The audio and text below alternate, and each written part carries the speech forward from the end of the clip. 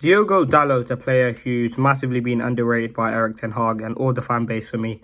A player who we're going to discuss in the video, his strengths, his weaknesses, and why his performances for Manchester United have improved massively this season. I think at the start there was a lot of criticism and a lot of contention about competition with him and Wan-Bissaka and whether who should start. Now Dalot, for me, cemented that right back position as his own, and these are reasons why. I mean, for me, based on what he does on the pitch, I think his output's absolutely fantastic.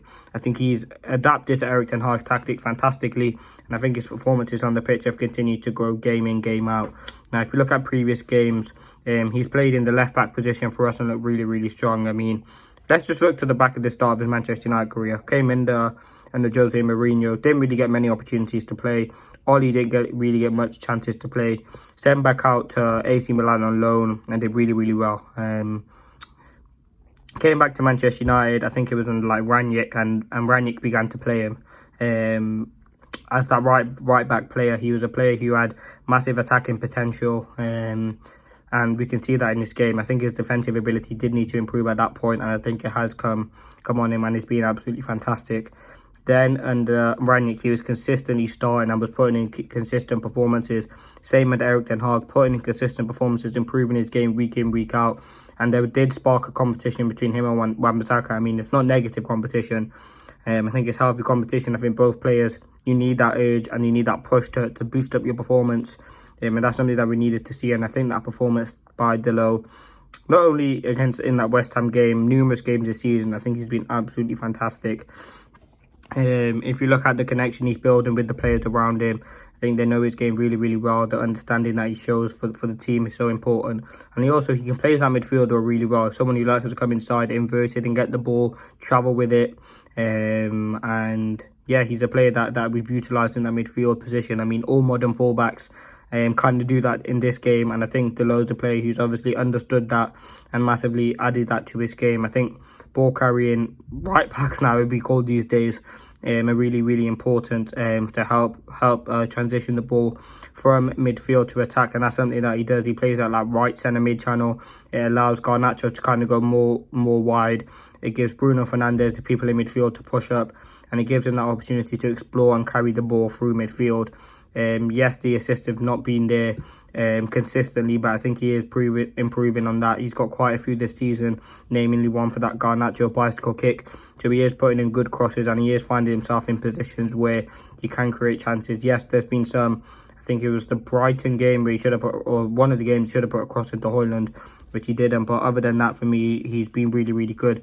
I also think his defensive ability has massively increased. I think his performance has been so important defensively as well. There was loads of vulnerabilities. You look at earlier on the season, Wilf Zaha just easing him out of the way and putting the ball in the net. So that his defensive ability has been a concern for some time, and something that he needs to improve on. For me, he's definitely done that.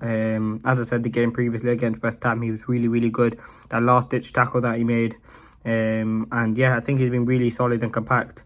I think he locked off Kudus very, very well in that game. In previous games, he's looked really, really good as well. So that, to be the all-complete right-back, you've got to have all aspects of the game nowadays. And that's something that, for me, Diogo Dalot really, really has to him. I think he only cost like £20 million, so it is a real bargain. I think he can develop into a world-class right-back. I mean, he's only young, 23, 24, I believe he is.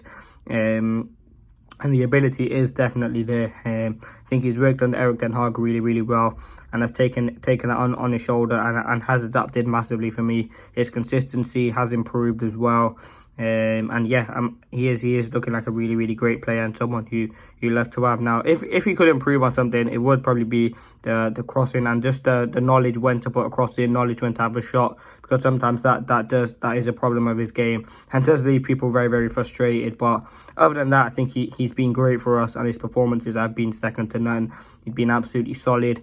His relationships building with the likes of Anthony, people playing alongside him in defence.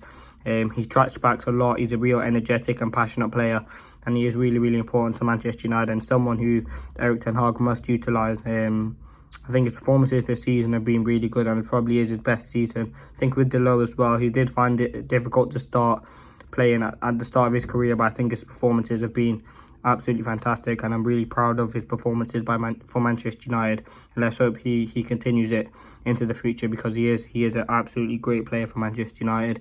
And consistent is key, and let's continue. Let's see if we can continue to show that. But let me know your thoughts on the video. Let me know if you enjoy. Thanks for watching, and peace.